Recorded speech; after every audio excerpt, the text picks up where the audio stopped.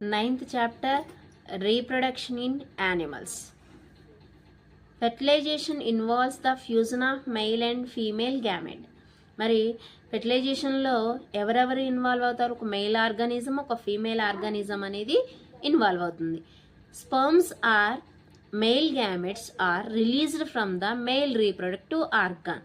మరి sperms are male gametes ఎక్కడి నుంచి రిలీజ్ అవుతాయి అంటే మెయిల్ రీప్రొడక్టివ్ ఆర్గాన్ నుంచి రిలీజ్ అవుతాయి. These sperms then enter in to the female body through the vagina. మరి ఈ స్పర్మ్స్ ఫీమేల్ బాడీలోకి ఎలా ఎంటర్ అవుతాయి అంటే త్రూ ద వెజైనా ద్వారా ఎంటర్ అవుతాయి.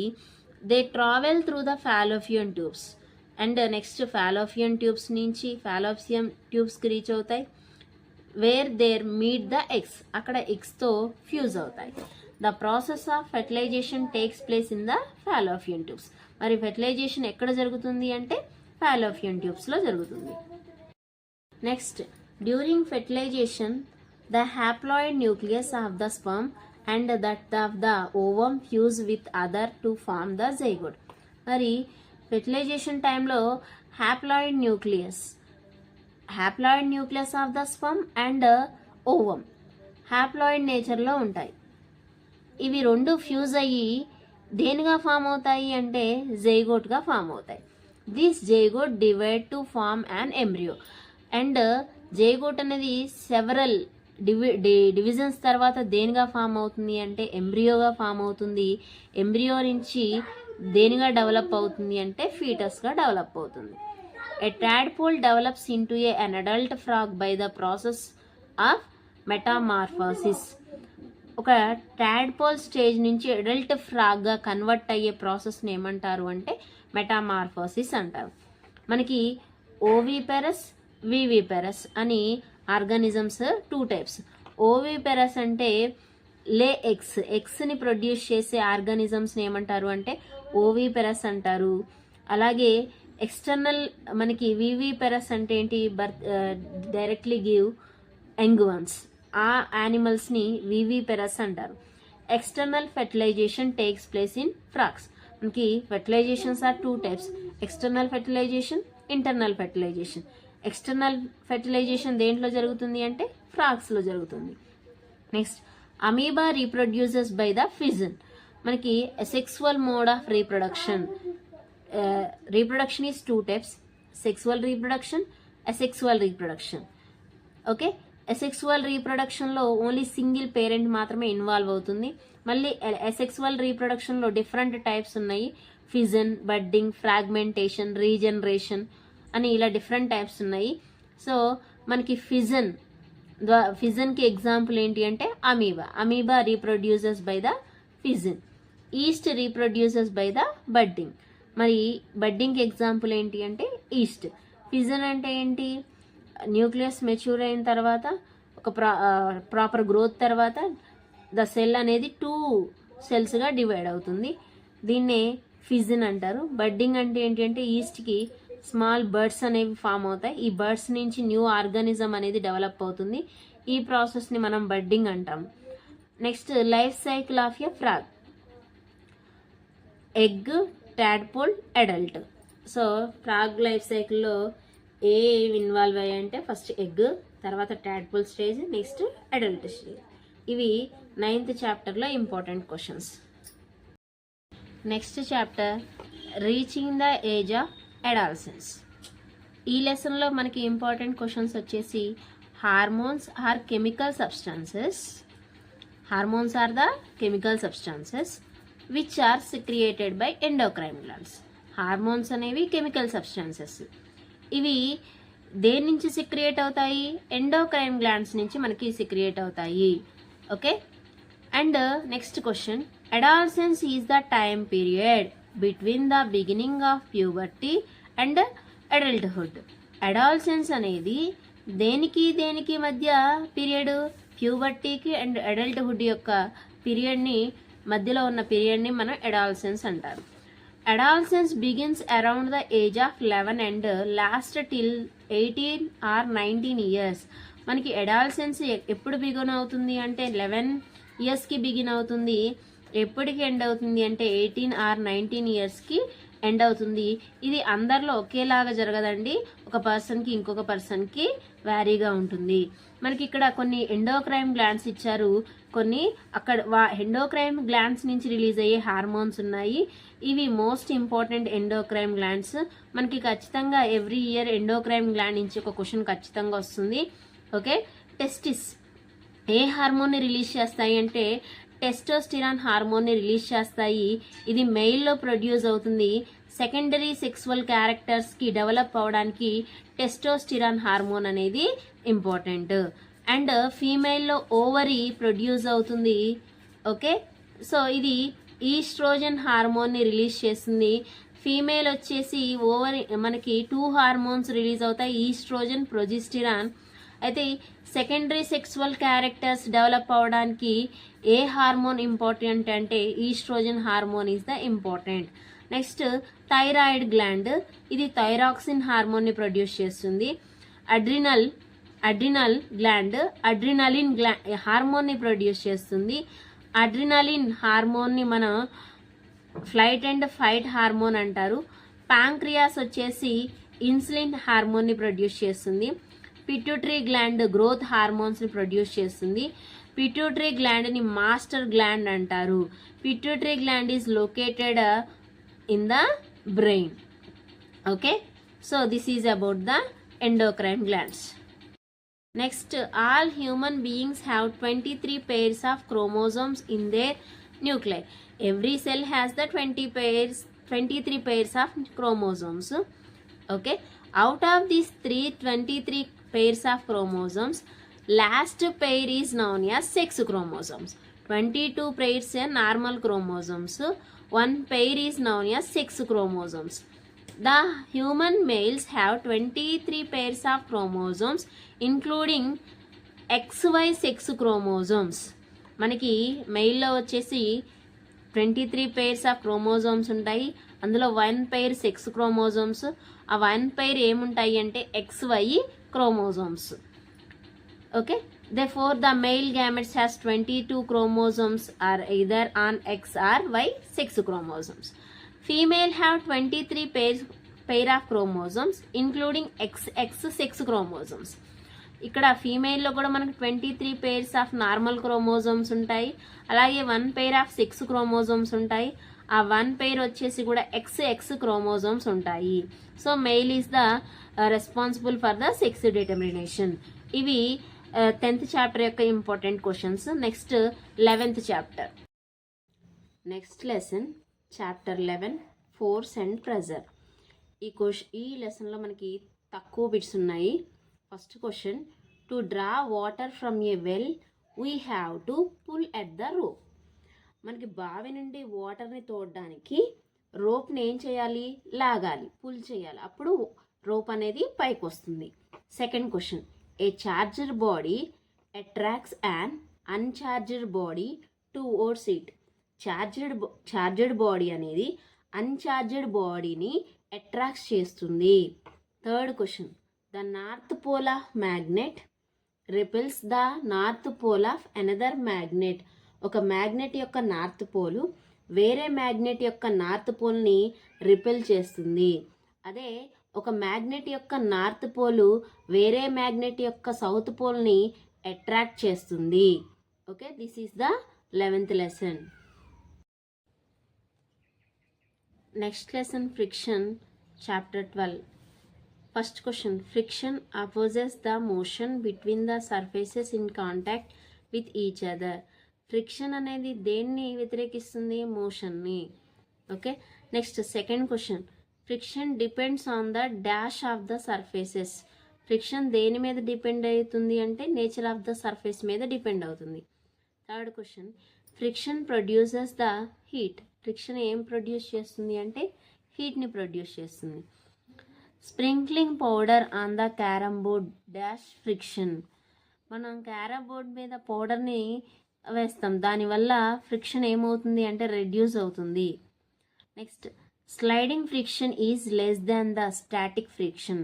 స్టాటిక్ ఫ్రిక్షన్తో కంపారిజన్ చేసుకున్నప్పుడు స్లైడింగ్ ఫ్రిక్షన్ అనేది తక్కువగా ఉంటుంది. Sixth question, 4 children were asked to arrange forces due to the rolling static and sliding frictions in a decreasing order. మనకి ఫ్రిక్షన్ని డిక్రీజింగ్ ఆర్డర్లో రాయమన్నారు. Static friction, sliding friction, rolling friction. It is a decreasing order. Next 7th question. Next question. Alida runs her toy car on dry marble floor, wet marble floor, newspaper and towel spread on the floor. The force of friction acting on the car on different surfaces in increasing order will be. Alida అనే అమ్మాయి కార్తో dry marble floor మీద, wet marble floor, newspaper, towel ఇలా different ప్లేసెస్లో ఆ కార్ని move చేస్తూ ఉంది. అలా మూవ్ చేసినప్పుడు డిఫరెంట్ ప్లేసెస్లో ఫ్రిక్షన్ అలా ఎలా ఉంది, ఆ ఫ్రిక్షన్ని మనం ఇంక్రీజింగ్ ఆర్డర్లో రాయాలి. So option A is the correct answer. Wet marble floor, dry marble floor, newspaper and towel. This is the increasing order. These are the important questions from the friction lesson. Next lesson. Next chapter, chemical effects of electric current. ఈ లెసన్లోని important questions. Most liquids that conduct electricity are solution of acids, bases and salts. మనకి electricity ప్రసరింపజేసే లిక్విడ్లలో most liquids ఏంటి అంటే acids, bases, salts. Second question. The passage of an electric current through a solution causes chemical effects. ఒక solution ద్వారా electric current ప్రవహించినప్పుడు దానివల్ల chemical effects అనేవి జరుగుతాయి. Okay. Next third question. If you pass current through copper sulphate solution, copper gets deposited on the plate connected to the negative terminal of the battery. If you pass current through copper sulfate solution, copper sulphate solution ద్వారా ఎలక్ట్రిసిటీని పంపించినప్పుడు ఆ battery యొక్క negative టెర్మినల్స్కి attach అయిన ప్లేట్పై ఈ copper అనేది మొత్తం కూడా పేరుకుపోతుంది. Okay. So next 4th question. The process of depositing a layer of any desired metal on material by means of electrically called electroplating.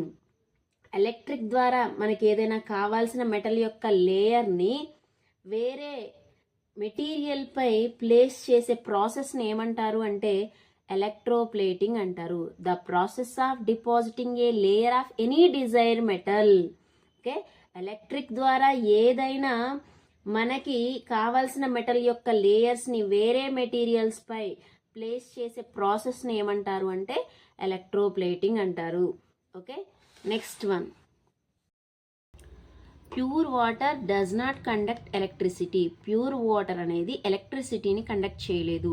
This is because pure water is divide of any salts. అంటే pure వాటర్లో ఎలాంటి salts ఉండవు. Pure water can conduct electricity with a pinch of common salts added to it. In case మనం దాంట్లో ఏమైనా salts add చేస్తే it conduct the electricity. Rain water contains dissolved salts. Rain వాటర్లో dissolved salts అనేవి ఉంటాయి. This makes it a conducting solution.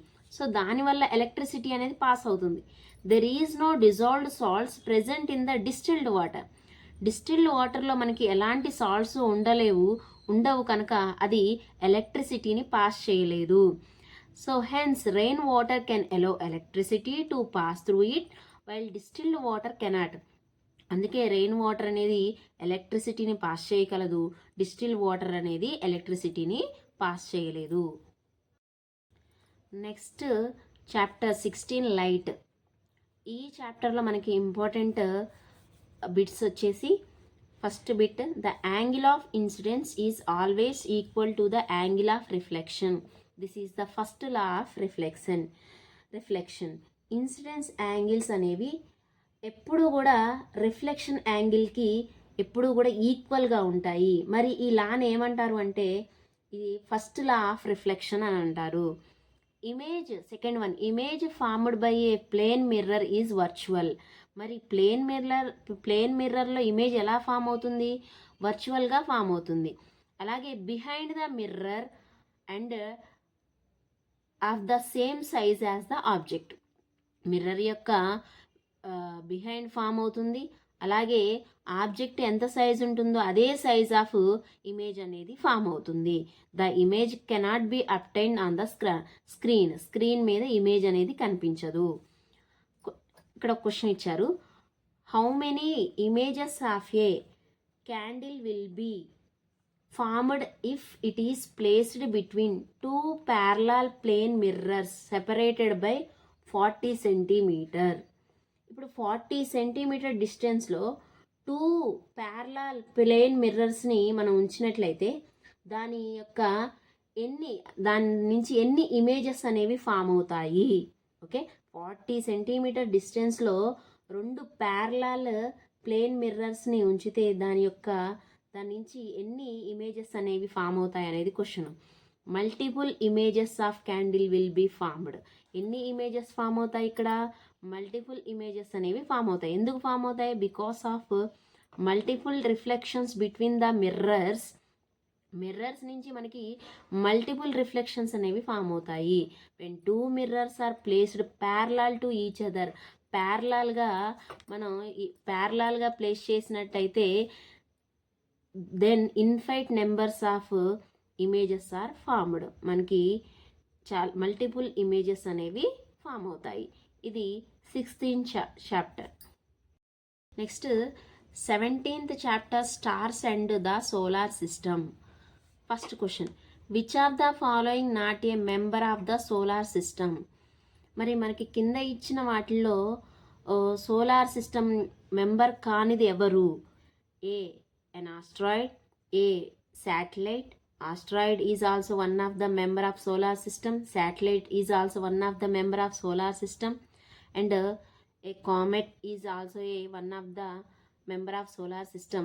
A constellation is not a member of the solar system. So option is C. Next, which of the following is not a planet of sun. మరి కింద ఇచ్చిన వాటిలో not a planet అన్నాడు.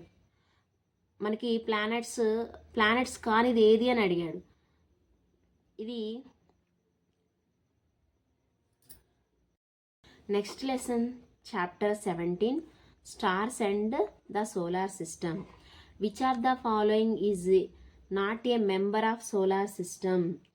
మరి కింద ఇచ్చిన వాటిలో ఏది సోలార్ సిస్టమ్ యొక్క మెంబర్ కాదు.